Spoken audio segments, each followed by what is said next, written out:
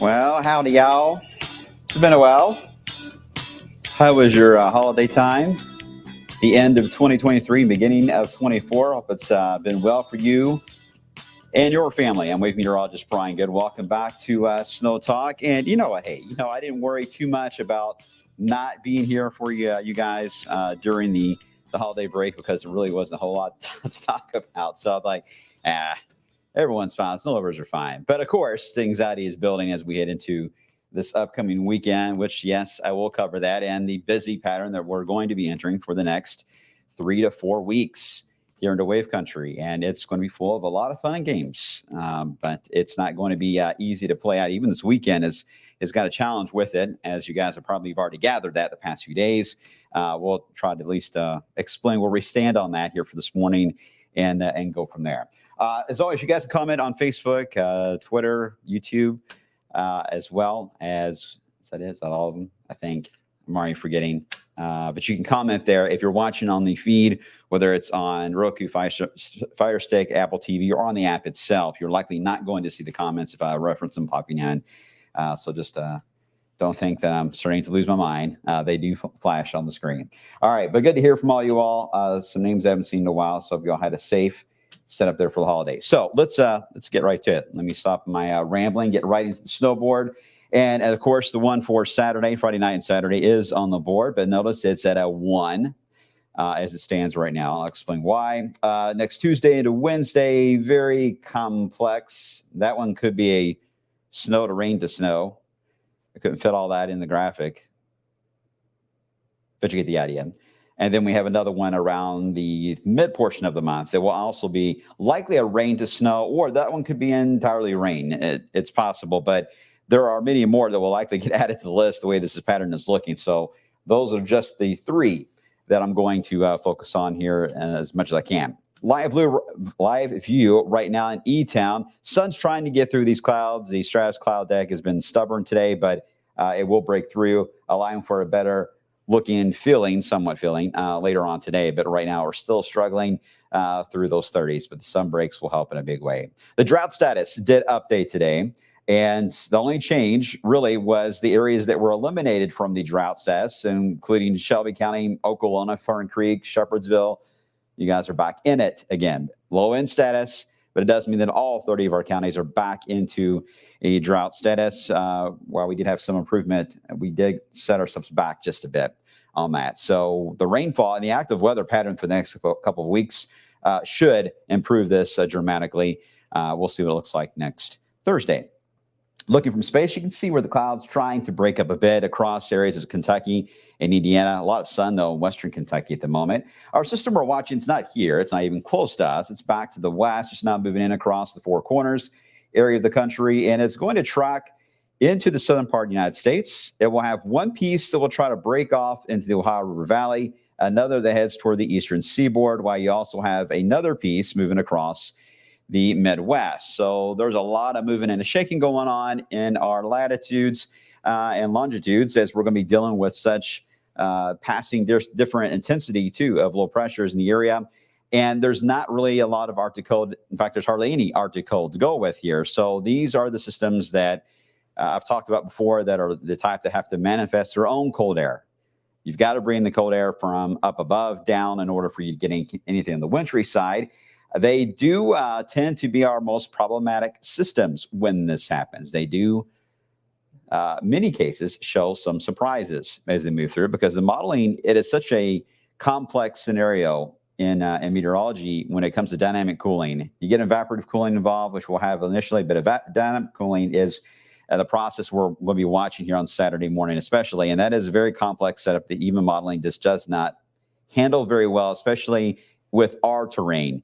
And especially central Kentucky's terrain, it really has a problem with that. So that's going to lead to our biggest challenge we're going to have because the modeling is going to be generally broad brushing the event, but the finer details will matter in this setup. Now, as I mentioned, though, there is no Arctic air at play. So this is not a type of system that is going to be one that is crippling if you get the snowfall. It's not going to be one that's going to shut the city down for days on end.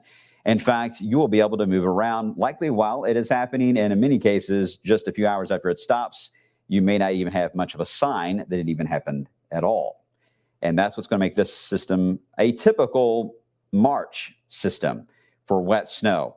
They can be beautiful. I mean, these are the type of snows that will stick to everything, every tree branch, rooftop, everything in your yard. They are very photogenic snow events as they come through. And because they have such a high water content, hold on one second. Got a spammer. Let me take care of that. Oh, nobody click that.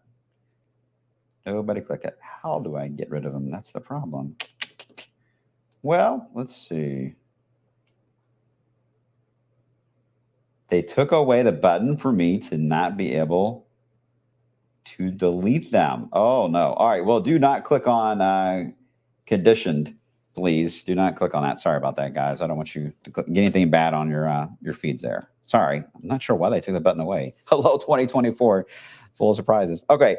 So as I mentioned, these will have a lot of water content with them, which around here, historically, anytime I've seen this happen, you get rain. It'll go over to a wet snow.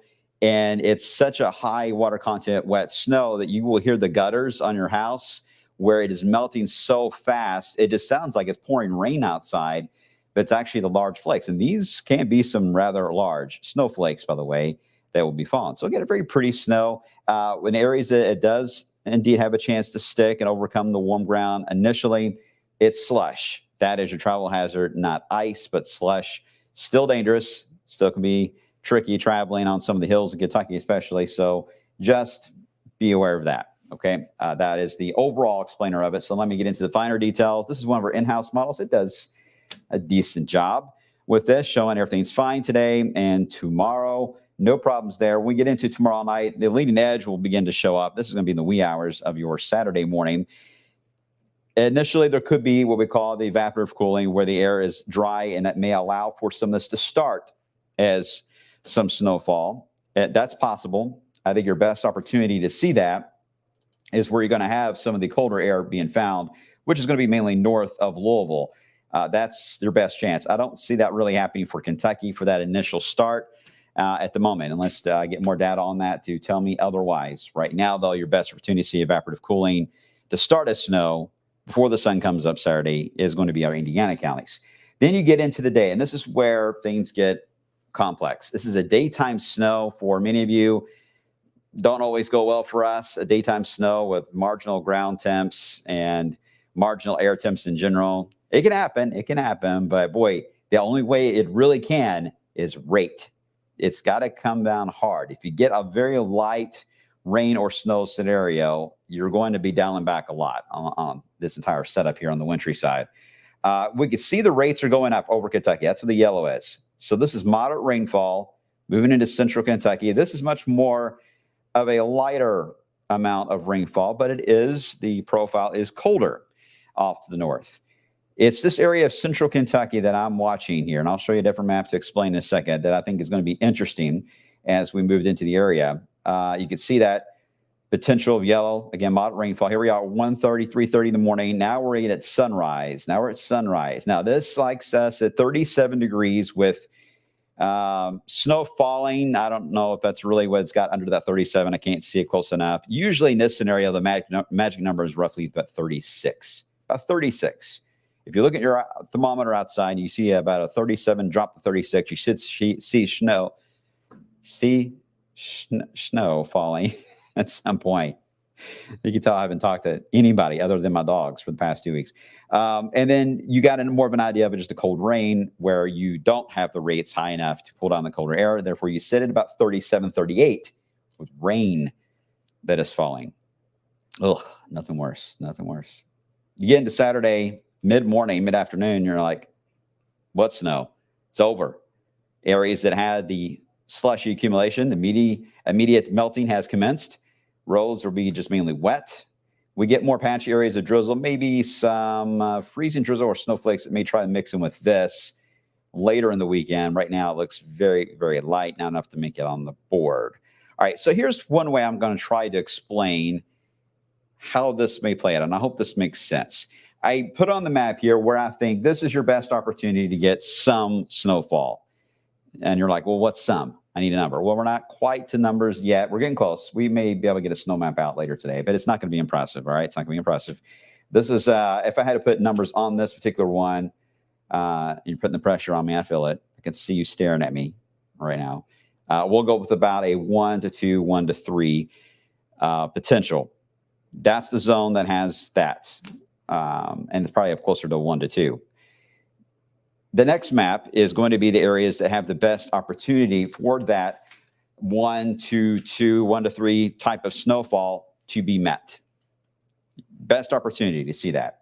Southern Indiana all the way to the Knobs. I do not have that for Jefferson County and Louisville. You go up 71 into northern Kentucky. Again, that's your best chances at getting that snowfall on the ground. Will be in the pink area just north of the city. I think the city of Louisville is going to be a bit more of a challenge.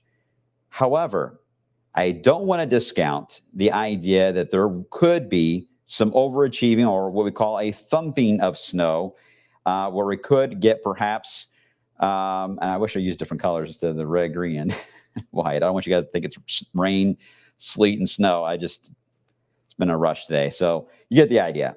Anyway, our central Kentucky counties, Marion County, Nelson, perhaps Nelson anyway, to Washington and Taylor and Adair. Surprise thumping of snow possible there. If you get a heavy enough rate and the temperature can drop, you can get a thumping of snow. And you could end up with more than the 3-inch mark if you indeed get that, because you will have higher moisture amounts in this area of Kentucky compared to even Indiana will get. I think Indiana's maxed out on roughly about 1/10 to 1/4 of an inch on the amount of moisture available. So if you just were to take that available and make it snow, you're looking at a 1 to 3, 1 to 4 kind of deal. You get into central Kentucky, though, it's more about a 2 to 5 potential on that. But the fear is that a lot of that 2 to 5 is going to be rain or too wet of a snow to even accumulate, or just nothing at all that will be able to make it on the charts. However, if it can fall hard enough, you can cool quick enough, that could be a surprise little thumping zone. So that's the 3 different scenarios that I think are likely to play out within our area. If you're south and west of this, you get into Etown, Litchfield right now, just based on the timing and how this all comes together, I don't see it prime right now to get you guys all the way in that zone. There may be an opportunity to pull the white zone all the way down to where you will all have a chance to get something. That's possible, but right now, I need to see a little more of a temperature update, and the high-res data is just now able to see this. So everyone, again, this could be a fun little snow. This is not anything big, but it could be a festive snow event, and slushy for that. Everyone, type 1 if you're good. Type 1 if you're good. Type 2 if you want to be in the surprise thumping zone, and I'll see what I can do to move you over there. 1 if you're good. 2 if you want to go to the thumping zone. Everyone good? All right. So what's next? Well, here's the computer model projections, breaking them up. Not sure why the HER is not displaying right, but I'm working on that. This is the NAM model. It aims on the potential to get about a 2-3 inch snow more across northern counties. It does try to bring some of it down into central Kentucky. So the NAM's your friend. The model I just showed you certainly liked Indiana more and up 71. Didn't like central Kentucky very much. Again, the HER, I'm not sure what's going on. The GFS, it's a blend of two ideas. It has that chance to maybe get that thumping a little more north than what the other models do. There's no doubt the Euro is the one that really likes the thumping of snow idea and is lighter to the north and west. The Euro I can't argue with because it gives the general idea, I think, at risk that is at play. I think they all tell about the same storyline if we were to merge them all together of what I just explained. Some areas will be cold enough to keep it all snow, but you don't have a lot of moisture to work with, so your snowfall amount won't be that impressive. Some of you will have a lot more moisture, but you'll have warmer air to be battling, so you may not have as much snow on that end to deal with as well. Hi, Myron. Sorry. I missed you so much. Oh, thank you. Don't ever leave me. You been behaving yourself? No. I didn't think so. I just had to give you a hug. I saw you on and I was like, I missed him so much. Sweet. Thank you. I miss you too. You were gone too long. I watched you maybe one day. Well, that was too much then. It was way too much. No, it's really good to see you. I'll see you today at 3 o'clock, right? Okay. Oh, 1:50. 1:50. Okay, 1:50. All right. Myron, sorry. All right. So that's the general idea on the modeling phase of all that. Okay. So let's move on real quick because I do have to get ready for the midday show. Once this moves by, yes, we have another system rolling in. Here's my concern with this one. This is for next Tuesday. Excuse me. Tuesday into Wednesday.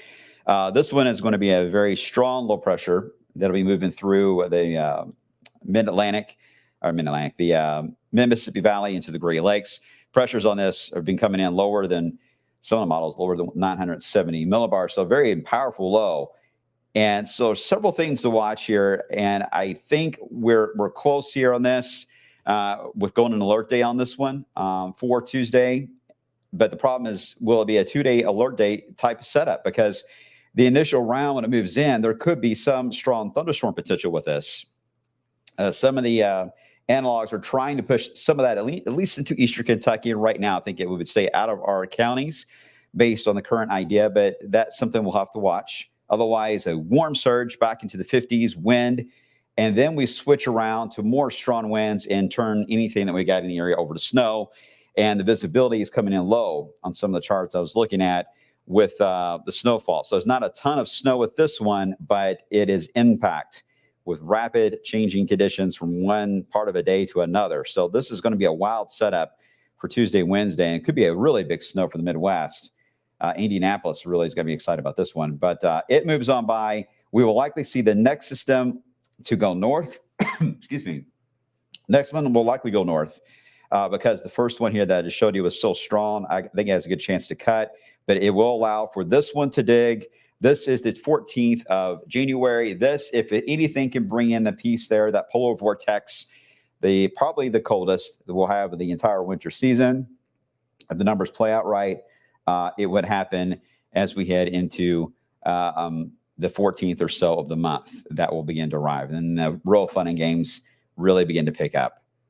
So if you thought winter was going to be a dud or not happen at all, there is still plenty of argument ahead of a lot of wildness to still track. So hang tight, guys. We're only just at the beginning of this. There's still a lot more to get through. Okay, so I appreciate your patience. We all do, as we try to get all these maps created Stay close to the forecast changes for, again, Friday night and Saturday. I'll look over the midday data now, and hopefully we'll get a snow map out, official snow map out later this afternoon for you guys. Okay, that's it. Beginning of a lot more to talk about in 2024, I'm sure, guys. Good to see you all as always. Have a good, safe rest of your Thursday. I'll see you all midday.